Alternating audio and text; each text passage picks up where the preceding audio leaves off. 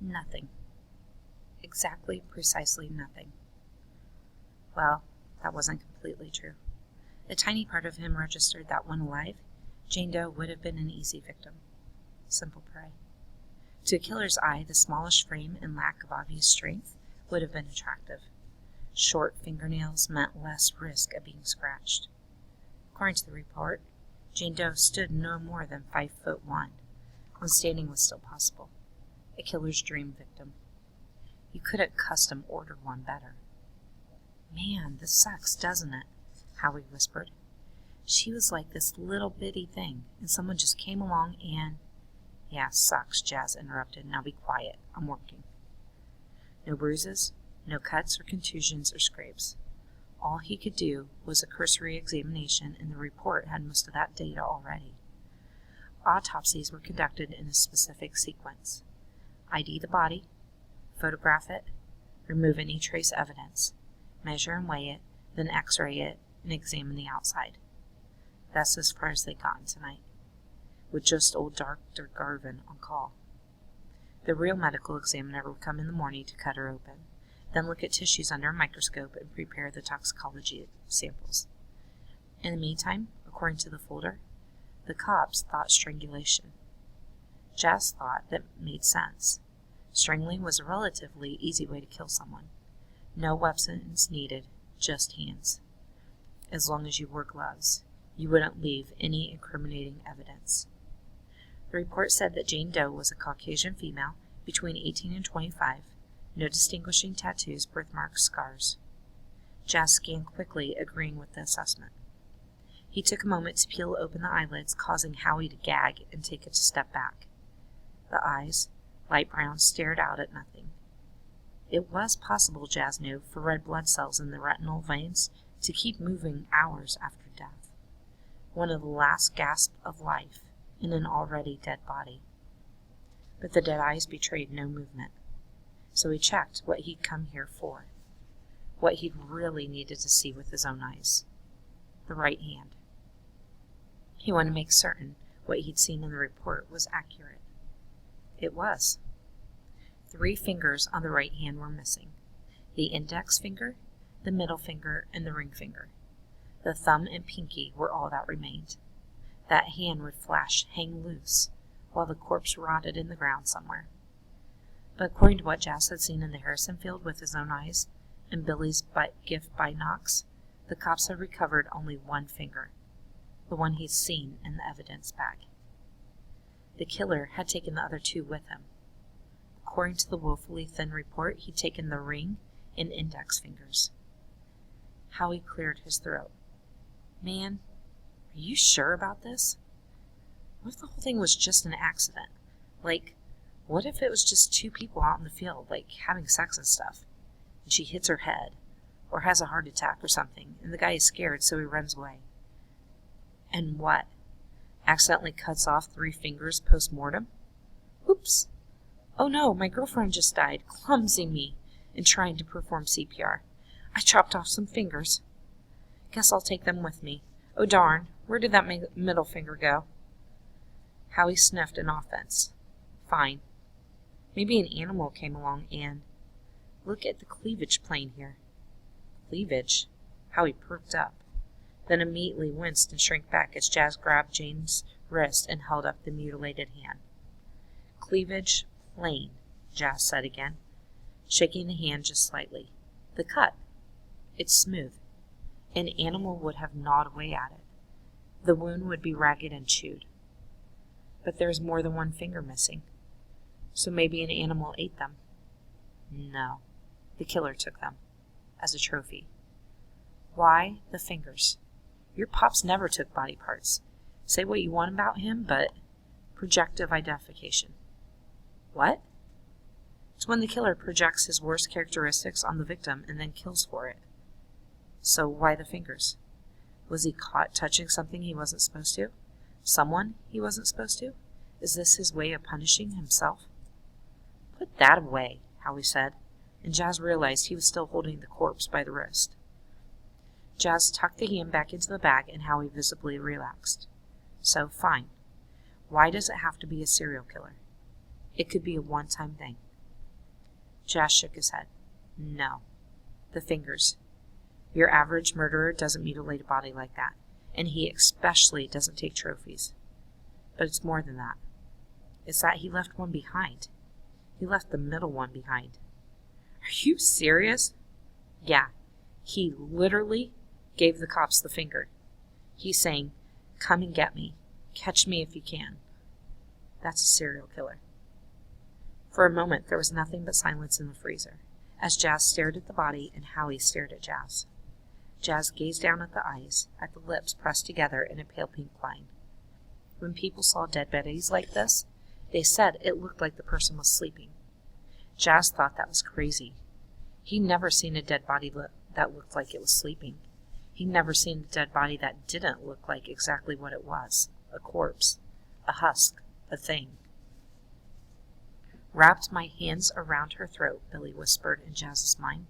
Just squeezed and squeezed. Jazz looked closely at the neck. Howie leaned in, curious, despite himself, and said, was she choked to death? He mimed throttling someone. Strangled is the right term, Jazz told him. Choking is when something blocks your airway from the inside. And yeah, I think so. Can't be sure yet. But good strangulation left few signs. The medical examiner would have to drain all the blood from the neck, then slowly and meticulously peel back layers of tissue, looking for telltale small bruises. Can they, get fingerprints from her neck? Can they catch the guy that way? This guy isn't an amateur. He probably used gloves. How do you know he isn't an amateur, Sherlock? There's bruising on the left-hand knuckles and on the sides of both hands. Probably would be on the right-hand knuckles, too, if we had them. She hit him, Howie said. She fought back. And that means this guy has done this before. If you're a newbie, you don't want to fight on your hands. You sneak up behind them and you knock them out, and then you start the nasty stuff. If you confront someone while they're awake, you're a badass. Struggling is what makes it worth doing, Billy said. Jazz closed his eyes, trying to chase away his father's voice, but it was no good. Billy was on a roll, dispensing what he thought of as honest fatherly wisdom, bearing what passed for his soul. Sometimes I can't tell the difference between living and dead. Sometimes I look at a pretty little girlie and I think to myself, is she a living, breathing thing, or is she just a doll? Are those actual tears she's crying? Are those real screams coming out of her mouth? It's like a fog in my mind, like I get all confused and frustrated and mixed up, so I start doing things. Start small at first, like maybe with the ears or the lips or the toes, and then move on to the bigger things, and there's blood. So I keep going, my hands are wet, my mouth is warm, and I keep going, and then something real magical happens, Jasper. It's real magical and special and beautiful. See? They stop moving. They stop struggling. All the fight just goes away, and that's when it's all clear to me. She's dead. And if she's dead, then that means that she used to be alive. So then I know this was a living one, a real one.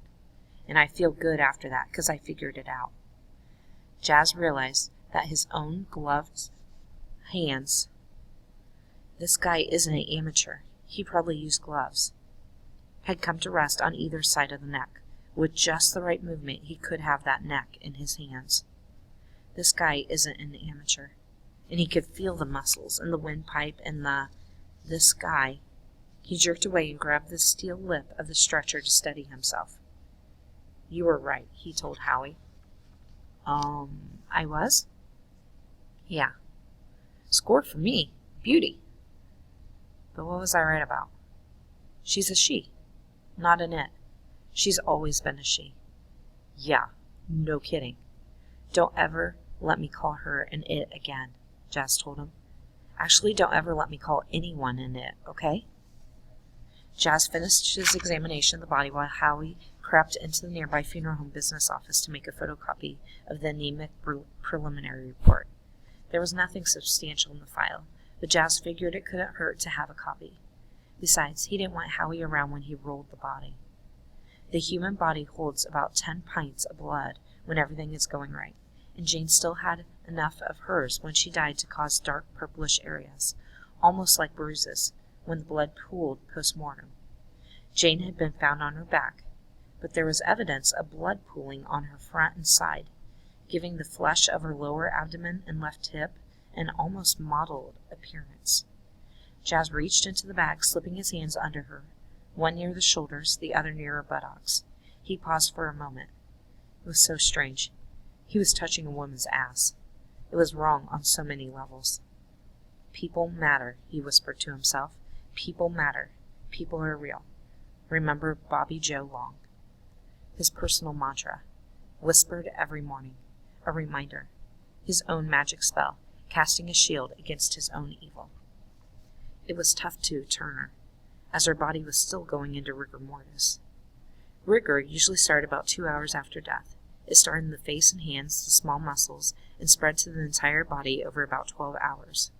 If her big muscles were just freezing up now, Jas did some quick math, factored in the pliability he observed in the field when the cops moved Jane's body, and decided that she must have been killed no more than an hour or two before the cops arrived on the scene. Just before daybreak, then.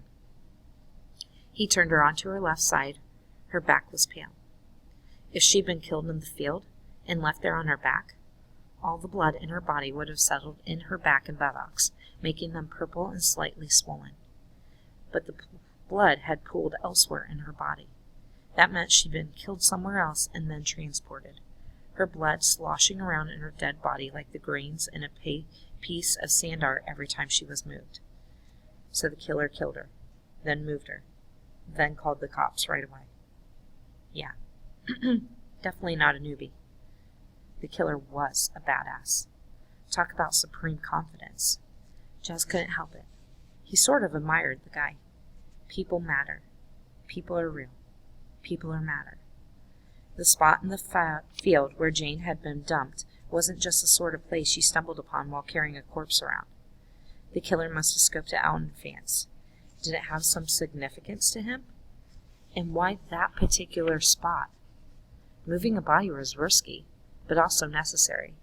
You want distance between you and the cops, so you have to... Shut up, Billy, Jas thought fiercely.